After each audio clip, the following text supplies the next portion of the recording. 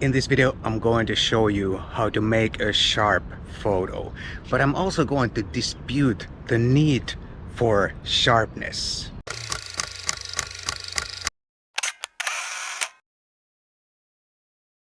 Hi guys, my name is Matti Sulanto and I'm a photographer. And in this video I'm going to take a photo walk here in Kuala Lumpur, Malaysia. And I'm going to show you, while I'm walking, I'm going to show you an easy way to make a sharp picture. Guaranteed to get a sharp picture. But I'm also going to talk about sharpness in general, and I'm going to contemplate if it's really necessary for a photo.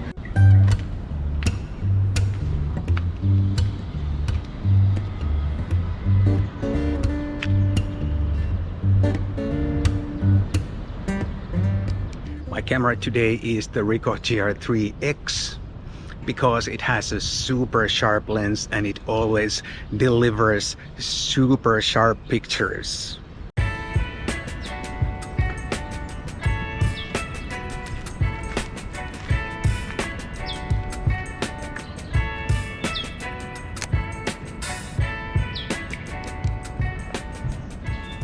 Based on the video topics here on YouTube and also the comments that I get, I think we photographers are a little bit obsessed about the sharpness.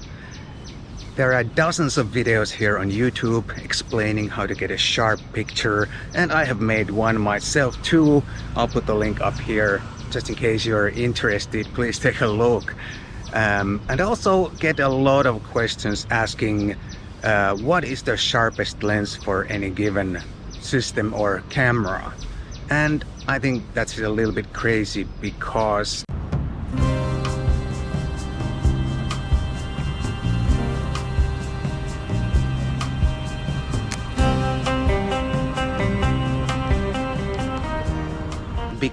sharpness alone hardly ever makes a picture look good or interesting.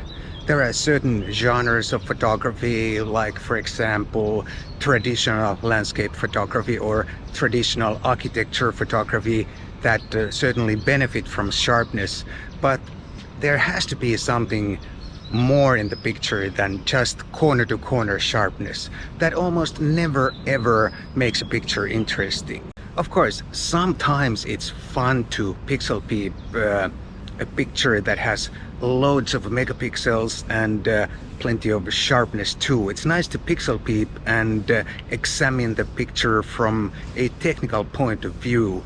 But I don't think pixel peeping in the end is what photography is all about. I think photography is all about the content, the story, the composition, and above all, the light.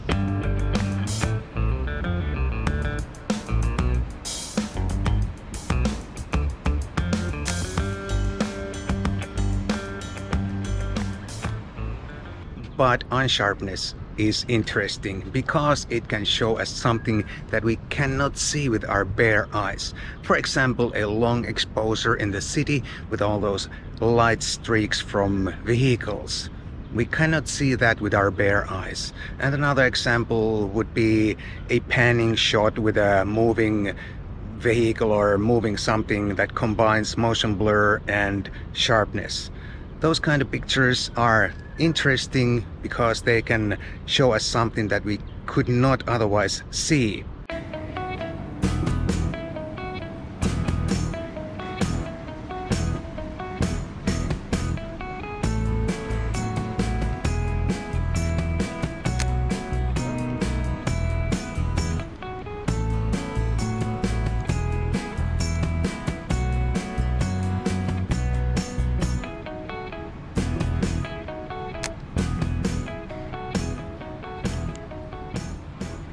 I would be ready to claim that unsharpness is much more challenging and difficult to create than sharpness. Let me first explain how you can make a sharp picture very easily. Go out on a bright day like this, put your camera on a P mode and auto ISO. Then point your camera to any mid-distance subject, like at least 10-20 meters away. Then make sure your autofocus point is on the main subject of the picture, and then press the shutter, and you inevitably end up with a sharp picture. You simply cannot fail. If you failed, check that you're not using manual focus.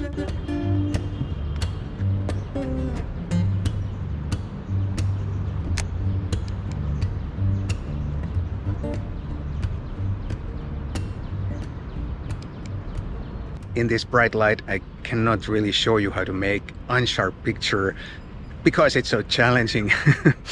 Okay, I'm kidding. It's too bright to use long exposure times, but go out in the evening and do a panning shot of a passing vehicle or a motorcycle and see how easy that is. It is much more challenging than creating a sharp picture like I just showed you or told you.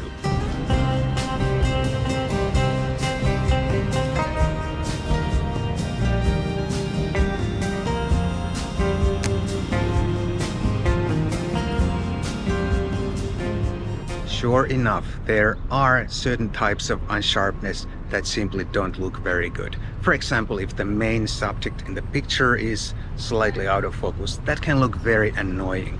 Then there can be lens-related unsharpness. The lens is not sharp for whatever reason, but with modern lenses, that's very seldom a problem. Every lens these days is adequately sharp, and you should not have big problems with that unless you dropped your lens or somehow the lens has suffered from misuse or something like that.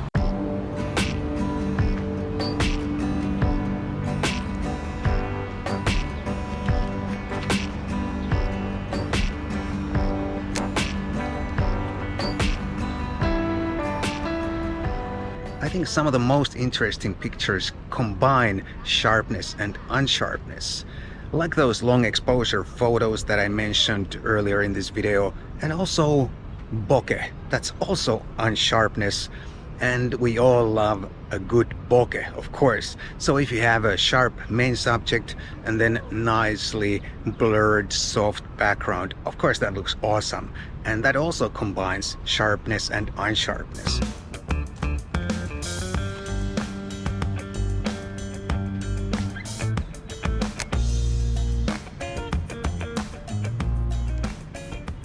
I guess our need for sharpness comes from the early days of photography.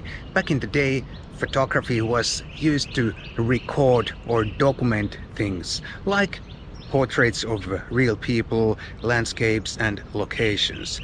And back in the day, it was simply amazing how a photograph could record a real scene with such accuracy and with so much detail.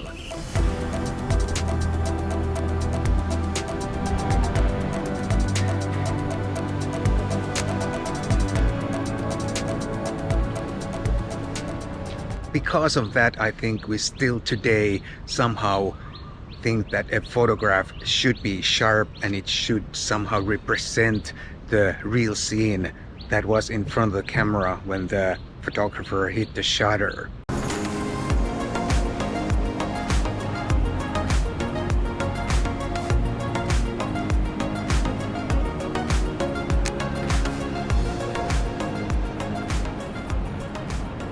And please do not misunderstand me. I'm not saying that sharpness would be somehow bad in a photograph.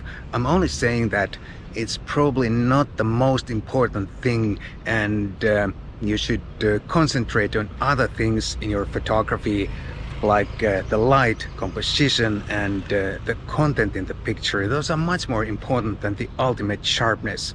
And like I said earlier in this video when I showed you how to take a sharp picture, with modern cameras, it's really hard not to take a sharp picture.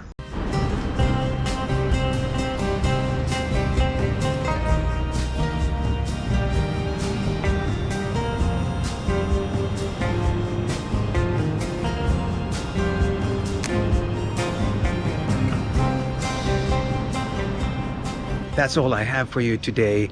I hope you enjoyed this little photo walk and my thoughts on sharpness, and now it's your turn to share your thoughts in the comments down below. I hope you enjoyed this video and photo walk with me, and if you did, please consider buying me a cup of coffee. There's a link down below if you don't live in Finland.